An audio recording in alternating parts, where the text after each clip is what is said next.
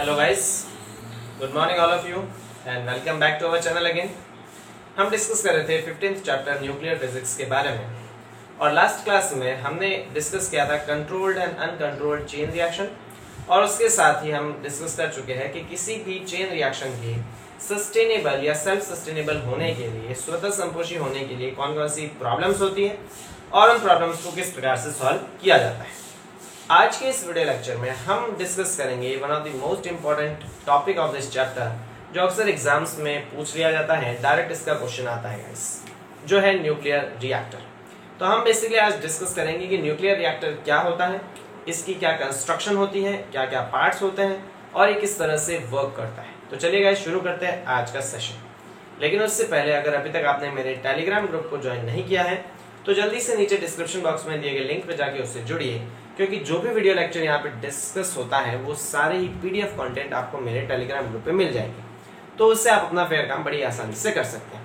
चलिए गाइस शुरू करते हैं आज का सेशन। हम बेसिकली डिस्कस कर रहे हैं न्यूक्लियर रिएक्टर। ये न्यूक्लियर रिएक्टर का एक स्कीमेटिक डायग्राम है जो आपको आपकी बुक में शायद नहीं मिलेगा, तो आपको यहीं से इसको लिख लेना है। पीडीएफ नोट्स में पॉसिबली आपको ये मिल जाएगा। तो देखिए गाइस, हम डिस्कस कर रहे हैं हमारा topic nuclear reactor. Nuclear reactor, इसे हम नाभिकीय भट्टी भी कहते हैं, ठीक है, नाभिकीय भट्टी। देखिए भट्टी से मेरा मतलब है ऐसी कोई भी व्यवस्था जिससे एनर्जी ऑब्टेन होती हो, हमें ऊर्जा प्राप्त होती हो, उसे हम भट्टी कहते हैं। तो न्यूक्लियर रिएक्टर का स्कीमेटिक डायग्राम कुछ इस तरह से दिखा है। पहले हम ये डिस्कस कर लेते हैं कि न्यूक्लियर रिएक्टर होता क्या है। तो देखिए गाइस, न्यूक्लियर रिएक्टर एक ऐसा डिवाइस है या हम कह सकते हैं एक ऐसा अरेंजमेंट ऑफ इंस्ट्रूमेंट्स है जिससे हम नाभिकीय विखंडन से प्राप्त होने वाली ऊर्जा द्वारा विद्युत ऊर्जा का उत्पादन कर सकते हैं, या ये कहे कि नाभिकीय ऊर्जा को हम किस में बदल सकते हैं, विद्युत ऊर्जा में बदल सकते हैं। तो इसकी डेफिनेशन क्या आएगी? डेफिनेशन हम लिख सकते हैं नाभिकीय भट्टी, मैं यहाँ लिख देता हूँ, ठीक है। ऊपर क्या है, वो ब्लर की वजह से शायद आपको दिखे नहीं, तो यहाँ पे हम इसको लिख लेते हैं इसी की सीध में। यह एक ऐसा अरेंजमेंट है जिसमें न्यूक्लियर एनर्जी को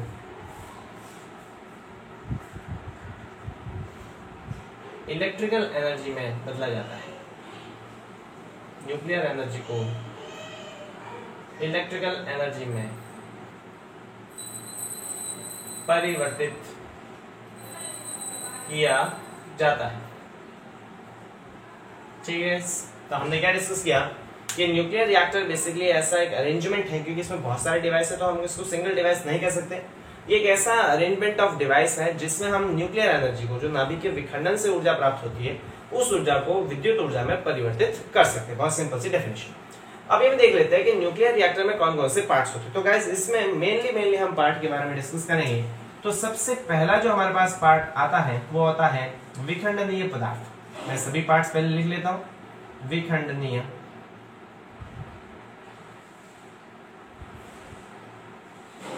पदार्थ, जिसे हम ईंधन भी कहते हैं, ठीक है। तो पहला पार्ट आता है विखंडनीय पदार्थ या ईंधन। दूसरा आता है मंदक, जिसे हम मॉडरेटर कहते हैं। तीसरा हमारे पास आता है नियंत्रक छड़े, नियंत्रक छड़े, ठीक है। चौथा हमारे पास आता है प्रशीतक, जिसे हम कूलेंट कहते हैं।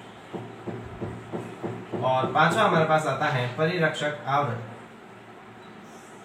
वैसे इसमें खूब सारे डिवाइसेस होते हैं, लेकिन हम मेनली इन्हीं के बारे में डिस्कस करेंगे, क्योंकि इससे हम इसकी वर्किंग को आसानी से समझ सकते हैं। बाकी सारे इंस्ट्रूमेंट एक्सिलरीज हैं, एक्स्ट्रा इक्विपमेंट्स हैं, ठीक। तो सबसे पहले हम ये देख लेते हैं कि विखंडनीय पदार्थ या ईंधन क्या। तो न्यूक्लियर रिएक्टर में ईंधन के तौर पे हम यूरेनियम-235 का यूज करते हैं। देख लीजिए इसकी कंस्ट्रक्शन किस प्रकार से होती है। एक बॉक्स होता है, उस बॉक्स के अंदर हम विखंडनीय पदार्थ यूरेनियम-235 को रखते हैं। 235 इसलिए क्योंकि हम ये जानते हैं कि 235 जो है उससे जब अपन किसी तापीय न्यूट्रॉन की बौछार करते हैं तो ये तापीय न्यूट्रॉन को अवशोषित करके अनस्टेबल नाभिक में बदलता है जो होता है 236 और उससे फिर चेन रिएक्शन आगे बढ़ती है। तो विखंडनीय पदार्थ या ईंधन के रूप में नाभिकीय रिएक्टर में, न्यूक्लियर रिएक्टर में 235 यूरेनियम के आइसोटोप 235 का यूज किया जाता है। इसकी हम एक लिमिटेड अमाउंट यहाँ पे रख देते हैं और उस लिमिटेड अमाउंट को हम क्रिटिकल द्रव्यमान कहते हैं ना, जो हम इससे आगे वाले वीडियो लेक्चर में डिस्कस कर चुके हैं। तो विखंडनीय पदार्थ के रूप में या ईंधन के रूप में हम इसमें यूरेनियम 235 का यूज करते हैं और उसका क्रिटिकल द्रव्यमान यूज करते हैं यहाँ पे, जिससे उत्सर्जन तो ज्यादा हो और अवशोषण कम हो। ठीक, दूसरा हमारे पास क्या आ जाता है, मंदक आ जाता है। देखिए गाइस, हम जो विखंडनीय पदार्थ से जब चेन रिएक्शन स्टार्ट होती है तो चेन रिएक्शन स्टार्ट होने के बाद हम ये जानते हैं कि उत्सर्जित न्यूट्रॉन्स की एनर्जी काफी ज्यादा होती है, 2 मेगा इलेक्ट्रॉन वोल्ट से के आसपास होती है। और ये ज्यादा ऊर्जा वाले न्यूट्रॉन्स जो है वो क्या है, यूरेनियम 235 के साथ रिएक्शन नहीं कर सकते, क्योंकि यूरेनियम 235 जो है वो केवल मंदित न्यूट्रॉन्स के साथ ही रिएक्शन करता है जिनकी ऊर्जा कम होती है। तो यहाँ पर उत्सर्जित न्यूट्रॉन्स की ऊर्जा को कम करने के लिए हमने इससे आगे वाले वीडियो लेक्चर में डिस्कस किया था कि ऐसे पदार्थों का उपयोग करते हैं जिनसे ये अधिक ऊर्जा वाले न्यूट्रॉन्स टकराते हैं और टकराने के बाद इनकी ऊर्जा को खो देते हैं, कम कर देते हैं और इनकी ऊर्जा तापीय न्यूट्रॉन की ऊर्जा के बराबर आती है। तो न्यूक्लियर रिएक्टर में हम क्या देखते हैं कि विखंडनीय पदार्थ को हम ग्रेफाइट के बॉक्स में रखते हैं। यहाँ पर ग्रेफाइट का बॉक्स भी हो सकता है या फिर हम इस बॉक्स में भारी पानी का यूज भी कर सकते हैं, क्योंकि भारी पानी भी मंदक के रॉक में यूज किया जाता है। तो यहाँ पर जब यूरेनियम 235 पर तापीय न्यूट्रॉन आपतित होता है, ठीक है, यूरेनियम 235 पर जब कोई तापीय न्यूट्रॉन आपतित होता है उस केस में क्या होता है, उस केस में यहाँ पर तापीय न्यूट्रॉन के आपतित होने पर ये इसको अब्सॉर्ब कर लेता है और उसके बाद ये अनस्टेबल नाभिक में बदलकर दो मध्यवर्ती नाभिकों में टूटता है। दो मध्यवर्ती नाभिकों के साथ एवरेजन 2.5 न्यूट्रॉन्स हमें प्राप्त होते हैं। हम यहाँ पे केवल कितने न्यूट्रॉन्स बनाते हैं, 2 न्यूट्रॉन्स बनाते हैं। और इन न्यूट्रॉन्स की जो एनर्जी है, यहाँ पर ये वाला तापीय न्यूट्रॉन था, इसकी ऊर्जा 0.04 इलेक्ट्रॉन वोल्ट के आसपास होती है, जबकि इनकी ऊर्जा 2 मेगा इलेक्ट्रॉन वोल्ट के आसपास होती है। तो ये जो उच्च ऊर्जा वाले न्यूट्रॉन्स है ये इसके आसपास की ग्रेफाइट के बॉक्स से या फिर भारी पानी से टकराते हैं और इनके परमाणुओं से टकराकर अपनी ऊर्जा को खो देते हैं और इनकी ऊर्जा कितनी हो जाती है, 0.04 इलेक्ट्रॉन वोल्ट के आसपास हो जाती है। जब इनकी ऊर्जा वापस 0.04 इलेक्ट्रॉन वोल्ट के आसपास होगी, इस स्थिति में ये आगे और यूरेनियम के नाभिक से टकराएंगे और फिर इस चेन रिएक्शन को क्या बढ़ाएंगे, आगे बढ़ाएंगे। तो इस प्रकार इस प्रोसेस को आगे बढ़ाने के लिए हमारे पास इन न्यूट्रॉन्स की ऊर्जा जो है वो कम होनी चाहिए और इन न्यूट्रॉन्स की ऊर्जा को कम करने के लिए जिन पदार्थों का अपन उपयोग करते हैं उन्हें मंदक कहते हैं। तो मंदक की डेफिनेशन किस प्रकार से दी जा सकती है कि न्यूक्लियर रिएक्टर में उत्सर्जित न्यूट्रॉन्स की एनर्जी को कम करने के लिए जिन पदार्थों का उपयोग किया जाता है उन्हें हम मंदक कहते हैं। मोस्टली मंदक के रूप में ग्रेफाइट का या फिर D2O का उपयोग किया जाता है, जो कि भारी पानी। इनके परमाणुओं से जब उच्च ऊर्जा की न्यूट्रॉन्स टकराते हैं तो अपनी ऊर्जा खो देते हैं और इनकी ऊर्जा तापीय न्यूट्रॉन के बराबर होती है, तब ये आगे और नाभिक को विखंडित करने के लायक हो जाते हैं और चेन रिएक्शन को आगे बढ़ा सकते हैं। ठीक, उसके बाद हम क्या देखते हैं, नियंत्रक छड़ें। देखिए गाइस, नियंत्रक छड़ें बेसिकली क्या होती हैं, ऐसी छड़ें होती हैं जो न्यूट्रॉन्स को अवशोषित कर सकें। समझिए क्या, हम यहाँ पे क्या देखते हैं कि प्रति विखंडन हमें लगभग 2.5 न्यूट्रॉन प्राप्त होते हैं। तो इस हिसाब से हमारे पास न्यूट्रॉन्स की संख्या क्या होती जाएगी, बढ़ती जाएगी। और अगर न्यूट्रॉन्स की संख्या बढ़ती जाएगी तो इस वजह से यहाँ पर जो रिएक्शन की रेट है वो भी बढ़ती जाएगी। और हम पढ़ चुके हैं कि अगर इस प्रकार की प्रोसेस हुई तो ये अनकंट्रोल्ड चेन रिएक्शन हो जाएगी और अनकंट्रोल्ड चेन रिएक्शन अगर हो गई तो यहाँ पे इस नाभिकीय रिएक्टर में विस्फोट हो जाएगा, ब्लास्ट हो जाएगा और ये सारा कुछ मामला फट जाएगा। तो यहाँ पर अनियंत्रित नाभिकीय अभिक्रिया न हो इसके लिए हम कुछ ऐसे पदार्थों का उपयोग करते हैं जो न्यूट्रॉन्स को अवशोषित कर सके। तो यहाँ पर क्या होगा, नियंत्रक छड़ें बेसिकली ऐसे पदार्थ होते हैं जो उत्सर्जित न्यूट्रॉन्स को अवशोषित कर सके। और यहाँ पे जब वो न्यूट्रॉन्स अवशोषित हो जाएंगे तो हमारे पास न्यूट्रॉन्स की संख्या कम बची रहेगी और कम मात्रा में जब न्यूट्रॉन हमारे पास होंगे तो वो आगे भी कम मात्रा में न्यूट्रॉन उत्सर्जित करेंगे और इस प्रकार ये प्रोसेस लिमिटेड या नियंत्रित हो जाएगी। समझिए किस प्रकार से, स्टार्टिंग में जब एक तापीय न्यूट्रॉन जब यूरेनियम के नाभिक पर आपतित होता है तो इससे 2 न्यूट्रॉन नए प्राप्त होते हैं, फिर ये वापस मंदक से टकराते हैं और मंदक से इनकी ऊर्जा क्या हो जाती है, कम हो जाती है। कम होने पर ये वापस आगे यूरेनियम के नाभिक से टकराएंगे और वापस प्रति न्यूट्रॉन 2 नए न्यूट्रॉन प्राप्त होंगे। तो ये प्रोसेस आगे से आगे बढ़ती जाएगी और ये अनकंट्रोल्ड हो जाएगी। तो इसके लिए हम क्या करते हैं, कैडमियम की छड़ों का उपयोग करते हैं। देखिए कैडमियम बेसिकली क्या होता है, कैडमियम न्यूट्रॉन्स का बड़ा अच्छा अवशोषक होता है। तो हम क्या करते हैं, शुरुआत में इन कैडमियम की छड़ों को बाहर रखते हैं। तो जब ये कैडमियम की छड़ें बाहर होगी तो यहाँ पर ये अनियंत्रित नाभिकीय अभिक्रिया होने लगेगी और स्टार्टिंग में हमारे पास न्यूट्रॉन्स की संख्या काफी ज्यादा होगी। फिर हम इन कैडमियम की छड़ों को थोड़ा सा अंदर डालते हैं। जब इन कैडमियम की छड़ों को थोड़ा सा अंदर डाला जाता है तो हमारे पास K का जो मान है, ठीक है, K का जो मान है, जो न्यूट्रॉन मल्टीप्लिकेशन फैक्टर है, उसका मान 1 के बराबर हो जाता है। इसका मतलब क्या, कि न्यूट्रॉन की छड़ को जब अपन थोड़ा सा अंदर डालते हैं तो जो हमारे पास प्रति विखंडन 2 न्यूट्रॉन प्राप्त होते हैं, ठीक है, उन 2 न्यूट्रॉन्स में से 1 न्यूट्रॉन तो इस कैडमियम की छड़ में अवशोषित हो जाता है और विखंडन के लिए केवल हमारे पास कितना न्यूट्रॉन बचता है, 1 ही न्यूट्रॉन बचता है। तो प्रोसेस क्या होगी, कुछ इस प्रकार की प्रोसेस होगी गाइस, कि स्टार्टिंग में हमारे पास अनियंत्रित नाभिकीय अभिक्रिया होने लगती है। फिर कैडमियम की छड़ों को जब अपन अंदर डालते हैं तो हमारे पास K का मान 1 हो जाता है। इसका मतलब समझिए कि यूरेनियम के नाभिक पर जब हमने तापीय न्यूट्रॉन को आपतित कराया, ठीक है, तो यूरेनियम के नाभिक पर तापीय न्यूट्रॉन को आपतित कराने पर विखंडन हुआ इसका और ये 2 मध्यवर्ती द्रव्यमान संख्या वाले नाभिकों में टूट गया। और इसके साथ ही यहाँ पर हमारे पास क्या उत्सर्जित होते हैं, यहाँ पर हमारे पास 2 नए न्यूट्रॉन उत्सर्जित होते हैं। ये 2 नए न्यूट्रॉन्स मंदक से टकराते हैं और इनकी ऊर्जा कम हो जाती है, ठीक। अब यहाँ पे ये जो 2 नए न्यूट्रॉन्स उत्सर्जित हुए हैं, अगर ये इसी प्रकार से चलता रहा तो अनियंत्रित हो जाएगी और यहाँ पर विस्फोट हो जाएगा। तो इससे बचने के लिए हम कैडमियम की छड़ को थोड़ा सा अंदर डालते हैं। जब कैडमियम की छड़ों को थोड़ा अंदर डाला जाता है तो उसमें से 2 न्यूट्रॉन में से 1 न्यूट्रॉन तो इस कैडमियम की छड़ में क्या हो जाता है, अवशोषित हो जाता है और हमारे पास केवल 1 ही न्यूट्रॉन बचता है। ये न्यूट्रॉन वापस एक यूरेनियम के नाभिक से टकराएगा और यूरेनियम के नाभिक से टकराने पर 2 नए नाभिक बनेगी और उसके साथ ही वापस हर विखंडन में 2 नए न्यूट्रॉन उत्सर्जित होंगे और ये 2 नए न्यूट्रॉन में से 1 न्यूट्रॉन वापस किसमें अवशोषित हो जाएगा, ये कैडमियम की छड़ में अवशोषित हो जाएगा।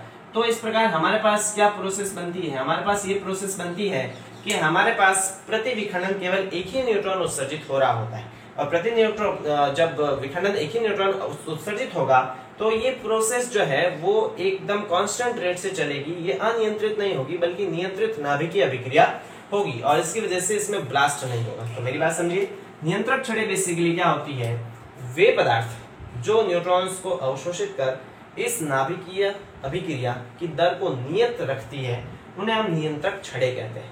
नियंत्रक छड़ों के रूप में मुख्य रूप से कैडमियम का उपयोग किया जाता है क्योंकि कैडमियम जो है वो न्यूट्रॉन का एक अच्छा अवशोषक होता है। तो प्रति विखंडन जो 2.5 न्यूट्रॉन उत्सर्जित होते हैं तो हम कैडमियम की छड़ों को इस प्रकार से अंदर डालते हैं कि प्रति विखंडन जो 2.5 नए न्यूट्रॉन उत्सर्जित हो रहे हैं उसमें से केवल 1 ही न्यूट्रॉन विखंडन के लिए बचा रहे और बाकी के जो न्यूट्रॉन्स है वो कैडमियम की छड़ में क्या हो जाए, अवशोषित हो जाए।